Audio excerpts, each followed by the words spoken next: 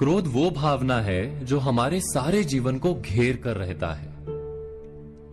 क्रोध को ना उम्र की मर्यादा है, ना ही ज्ञान की। कब, कहां और किस कारण से क्रोध पैदा हो जाए वो कोई नहीं जानता। और जब क्रोध जन्म लेता है तो तुरंत ही विचार करने की शक्ति खो जाती है। बुद्धि पर अंधकार छा जाता है। वर्षों के संबंध पल भर में टूट जाते हैं। सारा जीवन बिखर जाता है। किसी भी कारागार में जाकर देखिए, अधिकतर अपराधी क्षण भर के क्रोध का दंड भोगते हुए दिखाई देंगे, पर फिर भी हम क्रोध पर अंकुश नहीं लगा पाते। बार बार हम क्रोध ना करने का प्रण तो लेते हैं, पर बार बार हमसे क्रोध हो जाता है। ये क्रोध वास्तव में क्या है, क्यों जन्मता है और क्यों अंकुश में नहीं रहता? उदाहरण के लिए आप एक बालक को देखिए। उसे किसी वस्तु की इच्छा होती है और उस समय अगर उसे वो नहीं मिलती या कोई उसे भयभीत करता है तो वो प्रतिक्रिया देता है। बालक की प्रतिक्रिया क्रोध है, क्योंकि बालक निर्बल है, निसहाय है।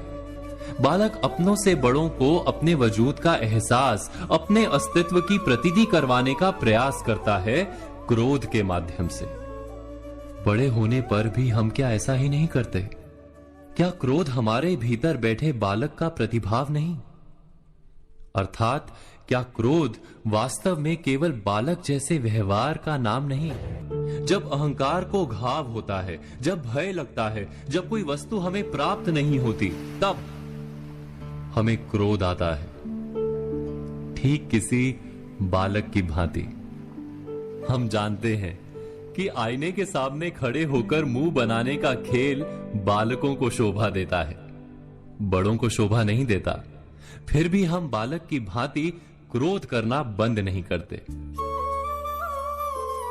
हम अनुभव से जानते हैं, दूसरों को देखकर बता सकते हैं कि क्रोध से कभी कुछ प्राप्त नहीं होता। सम्मान हो, संपत्ति हो, प्रेम हो या सुरक्षा हो, क्रोध से नहीं मिलता। मिलता है तो प्रयासों से, कार्य करने से, बुद्धिपूर्वक विचार करने से। मनुष्य मात्र अपनी आदतों के अनुसार ही जीता रहता है। क्रोध भी आदत बन जाती है। हमारे चाहते हुए भी हम अपने प्रतिभावों को रोक नहीं पाते। हम स्वयं को बड़े या पुख्ता मानते हैं, पर थोड़ा सा कारण मिलते ही हमारे भीतर का बालक क्रोध कर बैठता है। अर्थात क्रोध वास्तव में और कुछ भी नहीं, हमारी बालक बुद्धि का नाम है। जैसे ही हम इतना स्मरण में रखें कि हम बालक नहीं, बालक जैसा व्यवहार हमें शोभा नहीं देता, वैसे ही क्रोध स्वयं ही बंद हो जाता है। क्या ये सत्य नहीं? इस पर विचार मनन अवश्य कीजिएगा।